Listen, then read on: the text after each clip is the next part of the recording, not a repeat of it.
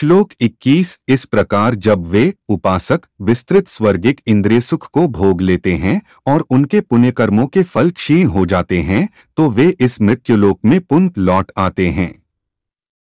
इस प्रकार जो तीनों वेदों के सिद्धांतों में दृढ़ रहकर इंद्रिय सुख की गवेषणा करते हैं उन्हें जन्म मृत्यु का चक्र ही मिल पाता है। श्लोक 22। किंतु जो लोग अनन्य भाव से मेरे दिव्य स्वरूप का ध्यान करते हुए निरंतर मेरी पूजा करते हैं उनकी जो आवश्यकताएं होती हैं उन्हें मैं पूरा करता हूं और जो कुछ उनके पास है उसकी रक्षा करता हूं। श्लोक 23। हे कुंती पुत्र, जो लोग अन्य देवताओं के भक्त हैं और उनकी श्रद्धापूर्वक पूजा करते हैं वास्तव में वे भी मेरी ही पूजा करते हैं किंतु वे यह त्रुटिपूर्ण ढंग से करते हैं। श्लोक 24। मैं ही समस्त यज्ञों का एकमात्र भोक्ता तथा स्वामी हूँ। अत जो लोग मेरे वास्तविक दिव्य स्वभाव को नहीं पहचान पाते वे नीचे गिर जाते हैं।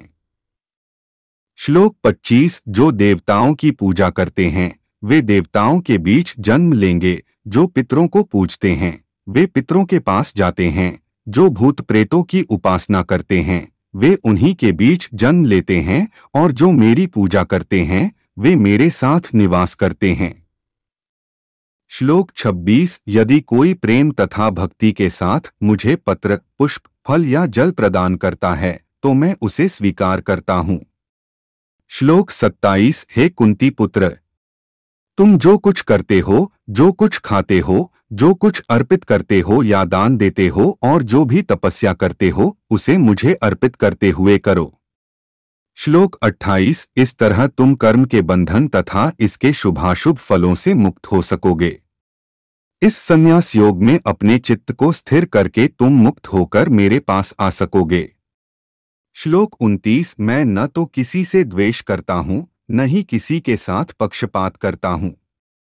मैं सबों के लिए संभाव हूँ, किंतु जो भी भक्तिपूर्वक मेरी सेवा करता है वह मेरा मित्र है, मुझ में स्थित रहता है और मैं भी उसका मित्र हूँ। श्लोक 30। यदि कोई जघन्य से जघन्य कर्म करता है किंतु यदि वह भक्ति में रत रहता है तो उसे साधु मानना चाहिए क्योंकि वह अपने संकल्प में अडिग रहता है। श्लोक 31। वह तुरंत धर्मात्मा बन जाता है और स्थायी शांति को प्राप्त होता है। हे कुंती पुत्र, निडर होकर घोषणा कर दो कि मेरे भक्त का कभी विनाश नहीं होता है। श्लोक 32। हे पार्थ, जो लोग मेरी शरण ग्रहण करते हैं वे भले ही निम्न जन्मा स्त्री, वैश्य, व्यापारी तथा शूद्र, श्रमिक क्यों न हो, वे परमधाम को प्राप्त करते हैं। श्लोक 33। फिर धर्मात्मा ब्राह्मणों, भक्तों तथा राजर्षियों के लिए तो कहना ही क्या है। अत इस क्षणिक दुखमय संसार में आ जाने पर मेरी प्रेमा भक्ति में अपने आप को लगाओ। श्लोक 34। अपने मन को मेरे नित्य चिंतन में लगाओ, मेरे भक्त बनो, मुझे नमस्कार करो और मेरी ही पूजा करो। इस प्रकार मुझ में पूर्णतया तल्लीन होने पर तुम निश्चित रूप से मुझको प्राप्त होगे।